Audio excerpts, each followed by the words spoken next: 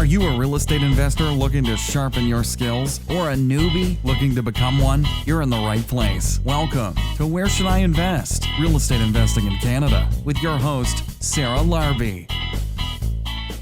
You're working full-time and it says that you went from 0 to 47 doors. Walk us through how you did that while working a full-time job. Yeah, so I mentioned the leverage. So I use the power of leverage in terms of money, people, and deal. So I realized when I have my first, second, and third property, so my broker told me that you're capped out already. You cannot buy any more property. So I realized, there are some other people that wanted to buy their property, but they don't know how to do. And I got already a little bit of education and skills how to do it. So I partnered with them. The very first JV partner that I have she was the one on the title. We put the money together and I managed the property until from the time that it was bought and sold. And then I have another partner as well. It's a different strategy. So I use the application of money, people, and deal where I could be part of the money, I could be part of the people, or part of the deal itself. Can you walk us through? I mean, because I know there's it's like a triangle. There's money on one end of the triangle. There's people and there's the deal. And depending on what you bring into the table, that's how you structure the JV. But maybe just walk us through a little bit in more detail. Just somebody that's hearing that the very first time. Why those three things? Why are they important? Yeah, those are very important, especially if you're missing one of the component and you find someone that has that component. So at the time, I cannot qualify for the mortgage because I have owning a property in Mississauga is almost at the time $500,000. And then as your mortgage grow, that limits your debt income ratio. And then, so I have another partner that I found that who knew nothing about real estate. And I coach him and I encourage him to change his mindset by attending a real estate group because it would be hard to really work with her as a partner if she has all those negativity. She needs to change the mindset. So when she changed the mindset, she approached me and she said, I'm ready to go. I want to buy a property. So I reached out to my power team and let her qualify for the mortgage. And I told her I got you through the way. I manage the property, I get the deal, and then we'll work together. So she's the money partner. I'm the managing partner. Okay, awesome. And you talked about power team a few times, and there's lots of different members. I mean, you probably have, 10 different partners in your power team or members in your power team. Who are maybe three of the most critical ones that helped you go, and scale? Yeah, so I have one partner that we have 16 door together. Yeah, no, sorry. I meant in terms of power team, like a mortgage broker or a lawyer. Oh, okay. Those professional power team members, who are some of the main key ones that you added on your team? Could be a coach, it could be a networking group, anything really ultimately that really helped you be able to jump out of your comfort zone and buy a lot of properties. Yeah. So the number one that I have, of course, my source of financing. And then that is my mortgage broker.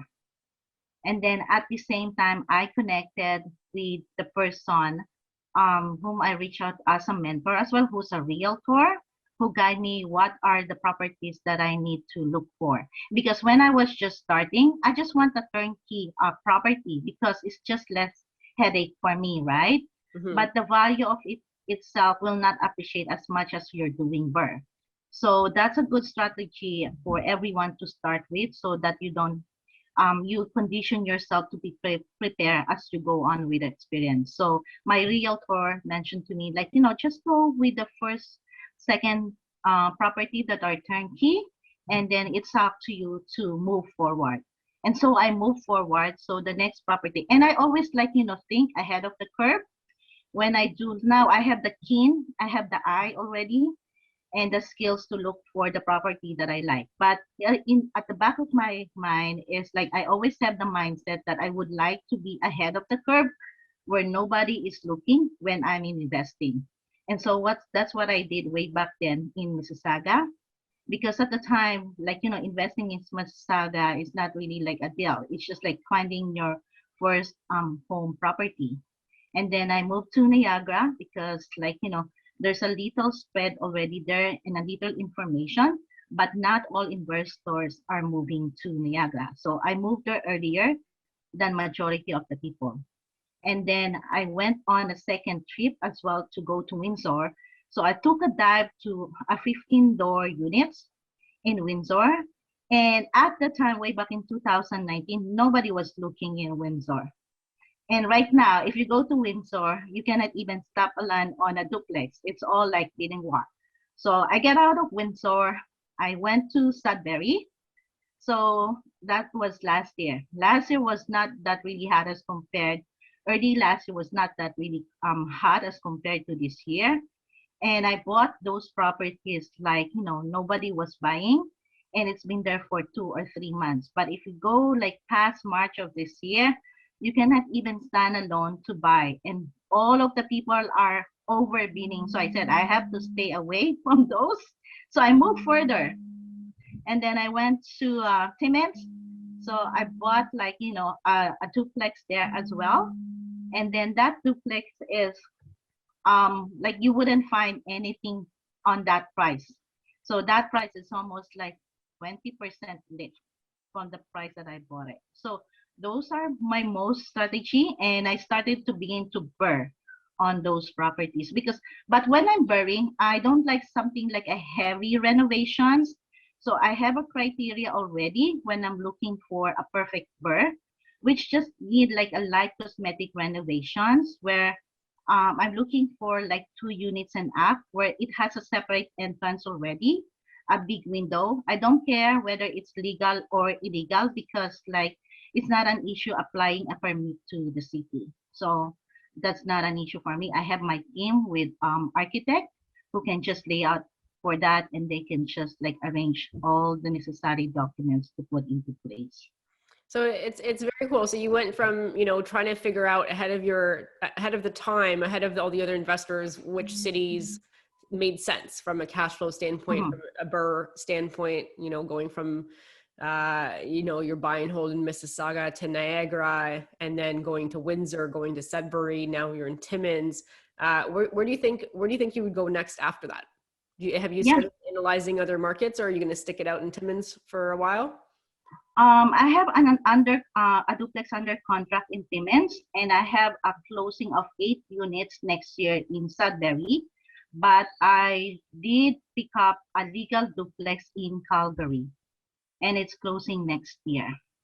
Okay. All right. Nice. Why Calgary? Why Ontario to Calgary? What was the benefit for you? Yeah, that's a good question as well too, because like a lot of people are moving to New Brunswick. So I said when I'm comparing, like I have my 3 fundamentals with me that I look for because I'm a research junkie. I do a lot of research after my 9-to-5 job, go to the internet, and my Google is my best friend. So I always look for first infrastructure, second population, third is the job. Like comparison between the 2 markets is I see more potential on Calgary because there's a lot of skilled people there. And I'm seeing a lot of like immigrants are skilled people. They're graduate of engineering background and at the same time health and science background, which is we have that one in Calgary where they have the now I think Amazon have invested 4.3 billion in the city, and we have the hospital there and research center, which is the University of Alberta, and we have another hospital that are deploying in the southwest of Calgary. And then in terms of future growth, I think a lot of immigrants because like Ontario is so expensive.